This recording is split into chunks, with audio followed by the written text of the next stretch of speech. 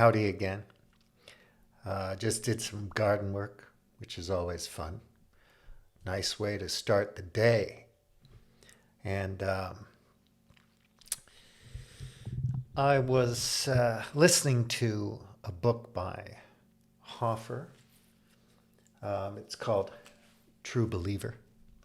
And it's thoughts on the history of mass movements, and it was written in 1951. So it's like, going back a few years, a lot of really smart people knew a lot about how things work, and somehow it just falls through the cracks and we don't notice.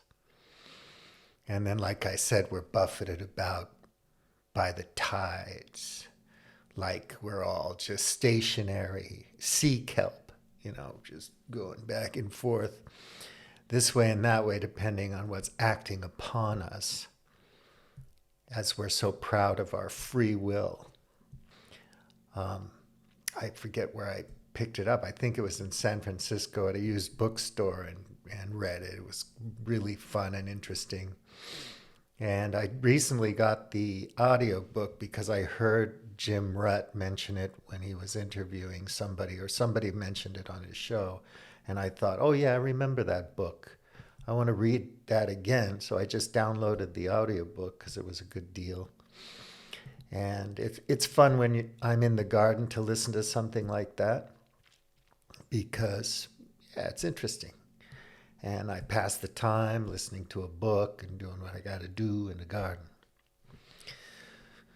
And while I was listening to it, he was talking about some things that made me think.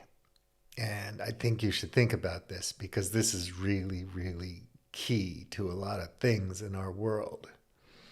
And that is, how badly do you depend on your enemy or enemies or enmity or that kind of thing, villainy, the bad guy? Because that's a huge motivator for everything we do. It's much easier to motivate people through getting them angry at something or someone or the other than it is for us to spend the mental energy trying to imagine more ideal ways of doing things. That kind of thoughtfulness, thinking on your own as an individual, sorting things out, is not something most of us do. We like the camaraderie of shared enmity, basically. So he was just talking about how soldiers and political organizations and movements and revolutions and so on require this sense of people who can be easily programmed to hate, to fight against some other force. And you don't have to be much of an individual or a thinker to be inspired to do that. There's something about us that makes us vulnerable to these kinds of messages. He was also saying that leaders of these kinds of mass movements aren't very smart. They don't have to be that thoughtful or intellectual. They don't have to do much work. They imitate things that they know work on people.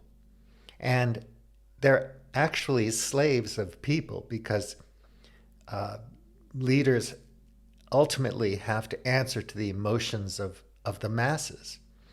And what they're doing as leaders is a performance for the masses to inspire them to do their will, right? And there's lots and lots of examples that he brings up that's really, really interesting. I can't do it justice just talking off the top of my head.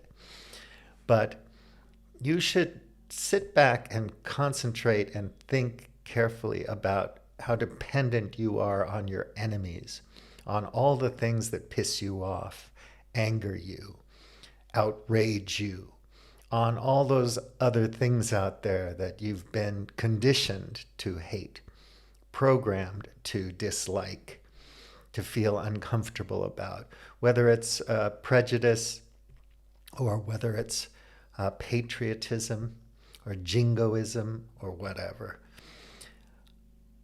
Can you live without it?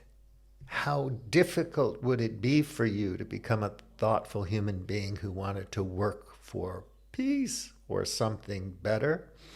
If you had some ideals in your mind, or if you were just toying around with utopianism or game B-ish kinds of experiments or zeitgeistian movements or whatever you want to talk about.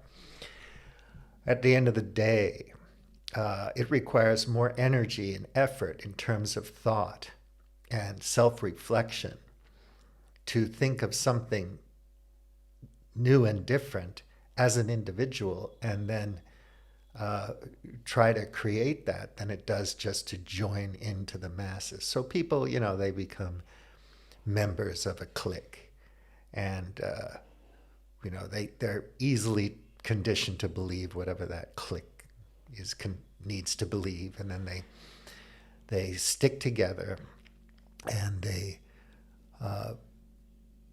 marshal their forces towards war. This is what we do, and it's stupid.